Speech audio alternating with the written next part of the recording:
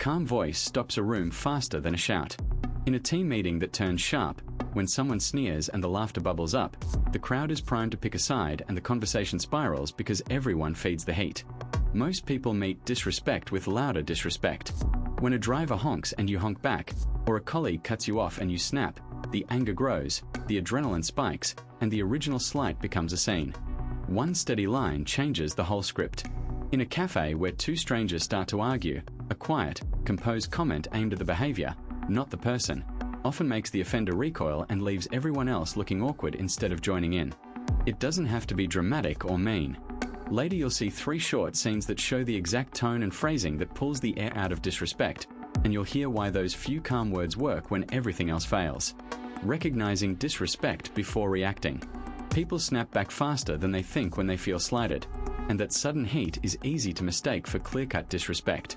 A colleague cutting across your sentence in a meeting often looks worse than it is. Tone, timing, and interruption create a visual shorthand that your brain reads as hostile. If you name those signals before reacting, you stop the autopilot escalation and get the full picture. A raised eyebrow, a long sigh, or a sarcastic laugh can sting more than blunt rudeness because they're ambiguous and personal. One sharp eye roll from a friend might be an exhausted reflex, while 10 of them over weeks show a pattern. Context matters. A boss correcting work in front of a client feels different from a peer making the same point at lunch, and that difference changes how respectful the behavior actually is. Your body gives away a lot before words do. Heart quickens, jaw tightens, palms sweat. Those cues tend to trigger immediate rebuttals. Noticing that internal spike first lets you separate signal from reaction. When you stay aware of the physical response, you can choose to pause long enough to ask whether the act was deliberate or simply careless. Small checks reveal big truth. Saying something like, "That cut me off just now," in a measured tone will often prompt clarification rather than conflict. Sometimes the person apologizes and moves on. Other times a pattern emerges and then your response can be firmer and proportional. Either way, recognizing the signs before you react keeps the next moment from becoming a needless fight. The quiet mechanics of a calm reply. That split second when a remark lands like a slap is oddly informative. The tone, the speed, and the eyes tell you everything you need to know about how the exchange will go. A calm reply works because it interrupts that automatic escalation loop. When one person spikes their volume and the other doesn't mirror it, the social feedback that usually fuels anger is cut off. In a team meeting where a colleague snaps, keeping a level voice and slightly slower pace often cools the room because people stop matching the intensity. The concrete effect is simple. Less adrenaline in the room leads to clearer thinking and fewer reactive jabs. The specific ingredients of a calm reply are small and precise. Lower volume and steady cadence make a reply feel measured rather than defensive, and short, clear sentences reduce ambiguity that an upset person can latch onto. Saying, for example, "First hear you," or "That felt sharp" in a neutral tone gives the other person something to register without handing them extra ammunition. Because the reply is compact and unemotional, the other person's mind has to fill a gap rather than being fed fuel, and that often dissolves the impulse to press harder. Timing and pauses matter as much as words. A brief silence after a provocative line creates space, and that pause forces both parties out of reflexive mode and into thinking mode. In a retail setting, when a customer yells about a mistake, a calm agent who waits a beat before responding often sees the anger drop, because silence interrupts the rehearsal of the next attack. That pause is a practical tool. It lowers vocal pitch, slows breathing, and gives the brain time to reframe the situation away from threat. Non-verbal alignment makes the calm reply believable and effective. Relaxed shoulders, steady eye contact, and an open posture back up the words and signal there's no immediate need to defend, which reduces mirror aggression. A short, unemotional boundary, for example, "First, am not going to continue if this stays disrespectful," said evenly, tends to end the escalation because it removes the dynamics of one-upmanship. The end result is pragmatic. Fewer drawn-out fights, clearer next steps, and more control over the tone of the interaction. A moment of change. Real-life examples. Office meetings tighten when one voice consistently talks over others.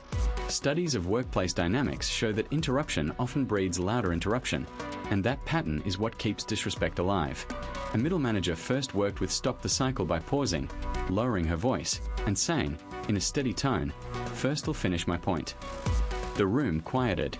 People mirror tone, so a calm, confident pause forces the group to match it, and that simple change in cadence prevented the conversation from turning into a power struggle. Retail counters are pressure cookers, and customers sometimes lash out. A barista facing a customer who slammed down a cup didn't raise her voice. She named the behavior plainly and without accusation. First want to help you, but first won't tolerate being shouted at. The customer blinked and then apologized. Calling out the disrespect calmly removes the performative drama. It stops the offender from getting the adrenaline hit that fuels escalation. Family life often feels personal, which makes disrespect sting more and escalate faster. A father dealing with a sullen teen chose a short, neutral response instead of matching sarcasm. He said, "First listen when you speak respectfully." Then he left the room. The teen's volume dropped and the argument fizzled. Calm boundaries, followed by consistent action, teach that disrespect won't produce attention or reward, and behavior shifts because the expected payoff disappears. Commuters in crowded trains encounter small aggressions all the time. When a person pushes past, a crisp, low-key interjection like "excuse me, first was here" can change the mood immediately. One commuter did that and two others stepped in to back her up, while the pusher muttered and moved on. A composed statement signals social norms to bystanders, who often then support the target. The presence of witnesses plus calm delivery makes it harder for the aggressor to continue. Emails and texts can hide barbs behind polite language, and a reactive reply can entrench conflict quickly. A project lead received an aggressive note and instead of firing back, she asked a clarifying question and reframed the request in neutral terms. The sender resent a softer version. By refusing to mirror hostility and by turning the exchange into problem solving, the lead shifted the interaction from attack to collaboration, and the disrespect dissolved because the channel for it was closed. Holding boundaries without raising voices. Unclear expectations and mixed signals are common triggers for disrespect. When somebody can't tell if a line has been crossed, they test it, and that testing often escalates into louder voices, sarcasm, or undermining comments that feel personal. For example, a teammate who keeps claiming last-minute credit because deadlines and roles were never clarified ends up being resented and the group meetings turn tense. That tension makes setting any limit harder. If a person states a clear boundary calmly, like, "First need my contribution acknowledged in these meetings," the effect is often immediate. Colleagues understand the limit. The focus shifts back to process instead of blame, and the conversation stays on the work rather than the attack. Words matter more than volume. Phrasing with facts and personal impact cuts down on defensiveness. So when Maya says, "When emails go unanswered for days, first can't do my part," her teammate hears an operational problem instead of a moral judgment, and the reply is practical instead of defensive. Tone changes the meaning. In a family dinner example, saying, "First feel dismissed when my suggestions are interrupted," invites a response about interaction patterns, whereas shouting, "Stop interrupting me," provokes immediate pushback and often spirals the discussion into accusations. Body language sets the emotional bar.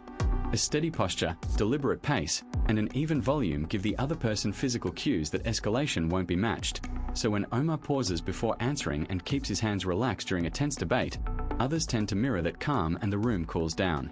Silence can be powerful. Instead of shouting over someone who is pushing a limit, pausing for a few seconds, breathing, and then stating a measured boundary like, "First won't continue this conversation if the insults continue," makes the consequence clear without fueling the fire. Predictability reduces testing. When a manager repeatedly enforces a small consequence, for example, ending a meeting for repeat interruptions, co-workers quickly stop trying the boundary because the outcomes become certain, and the team focuses back on agenda items rather than power plays. Consistency builds respect.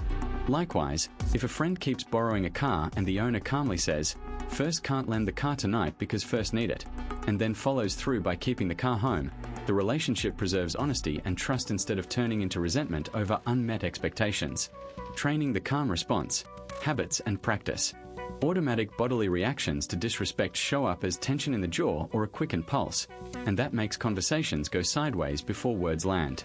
The brain flags a perceived slight as a threat, which narrows attention and magnifies tone. Because reactions are physical, building habits that intervene at the body level works better than trying to rethink feelings in the moment. For example, a team lead who felt her face flush when criticized started noticing the tightening in her throat first. Simply recognizing that cue later helped the exchange stay focused on facts rather than blame.